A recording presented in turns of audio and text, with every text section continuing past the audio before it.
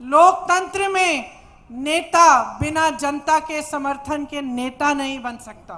ప్రజాస్వామ్యంలో నాయకులు ఎప్పుడైనా ప్రజల మద్దతుతోనే నాయకులు అవుతారు.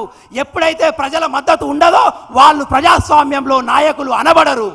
तो लोकतंत्र में नेता की जिम्मेदारी होती है कि जो सरकार की संपत्ति जनता की संपत्ति है उसको जनता के हाथों में ही देना चाहिए।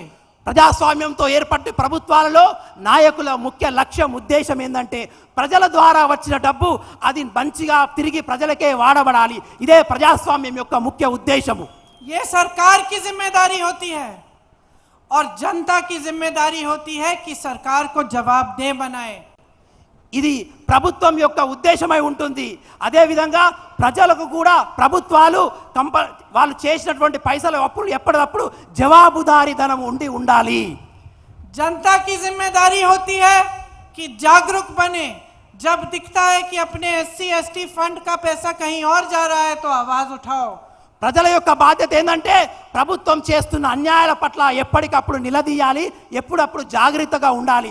మన డబ్బు పరాయి పాలు అవుతున్నప్పుడు ప్రజలు ప్రశ్నించే విధానాన్ని నేర్చుకోవాలి.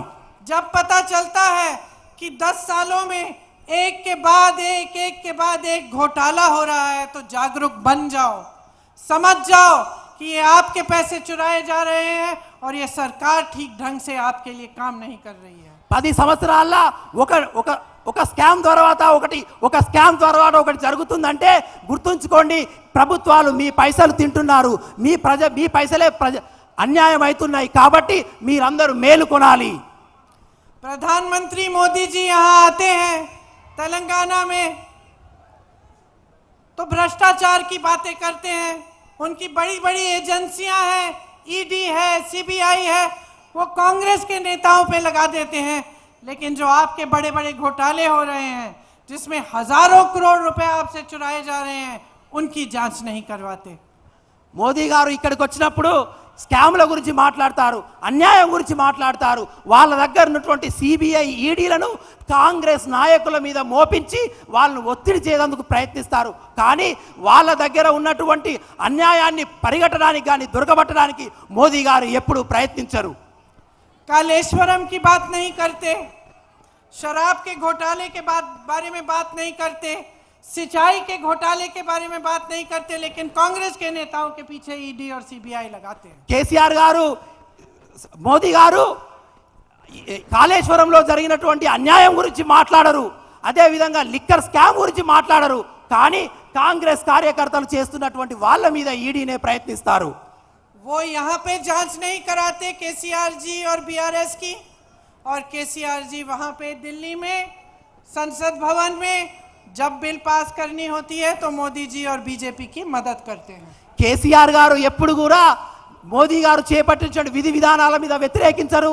అదే విధంగా అక్కడ పార్లమెంట్లో మోదీ గారు చేసేటటువంటి ప్రతి నల్ల చట్టాల మీద కూడా ప్రతి ప్రతిపాదనల మీద కూడా ఇక్కడున్న కేసీఆర్ కూడా వాళ్ళకి ఎప్పటికప్పుడు సపోర్ట్ చేస్తూ ఉంటారు. तो ये दोनों तो साथ ही हैं, दोनों साथ हैं। आप बीजेपी को वोट दोगे तो BRS को दे रहे हो। కాబట్టి వీళ్ళిద్దరూ ఒక్కటే, BRS BJP ఒక్కటే. మీరు ఎవరికి ఓటేసినా కూడా వారు ఒకరికి ఒకరు సహకరిస్తూనే ఉంటారు. और BRS को दे रहे हो तो BJP को दे रहे हो। ఒకవేళ BRS కు ఓటేస్తే అది BJPకి ఓటేసినట్టే. ये तो दोनों साथ साथ हैं, लेकिन एक तीसरा भाई भी है इनका। ఈ ఇద్దరు కలిసే ఉన్నారు, BJP BRS కలిసే ఉన్నారు. కానీ వీళ్ళకు తోడుగా మళ్ళొక అన్న తమ్ముడు ఉన్నారు. अब ओवैसी साहब को देखिए, हर प्रदेश में चुनाव लड़ते हैं, कहीं पे 90 सीटों पे लड़े, कहीं 50 सीटों पे लड़े, कहीं 40 सीटों पे लड़े। यहाँ तेलंगाना में सिर्फ 9 सीटों में लड़ रहे हैं, सिर्फ 9। ఇంకో తమ్ముడు వారకున్నటువంటి ఇంకో సహోదరుడు కాంగ్రెస్ పార్టీ ఎక్కడెక్కడ పోటీ చేస్తుందో కొన్ని దగ్గర 40 సీట్లలో పోటీ చేస్తారు, కొన్ని సీట్లలో 50 సీట్లలో పోటీ చేస్తారు. కానీ తెలంగాణ రాష్ట్రంలో కేవలం 9 సీట్లలో మాత్రమే పోటీ చేస్తున్నారు. क्योंकि वो चाहते हैं कि KCR जी जीते। ఎందుకంటే వారు ఇక్కడ ఉన్నటువంటి కేసీఆర్ ను గెలిపించాలనే ప్రయత్నంలో ఉన్నారు. देखिए BJP BRS MIM सब साथ साथ नाटू नाटू कर रहे हैं। కాబట్టి బీజేపీ, బీఆర్ఎస్, ఎంఐఎం ముగ్గురు కూడా నాటు నాటు అనే డాన్స్ చేస్తున్నారు. ये बात समझ लो, ఈ విషయాన్ని గుర్తు చేసుకోండి. इनका नाच देख लो, వాళ్ళ నాట్యాలు, డాన్సులు చూడండి, लेकिन इनको वोट मत दो. కానీ వాళ్ళకు ఓటు మాత్రం వేయకండి. ये जो वोट है आपका, ये बहुत कीमती चीज है. మీ ఓటు అనేది చాలా బలమైనది, చాలా శక్తివంతం.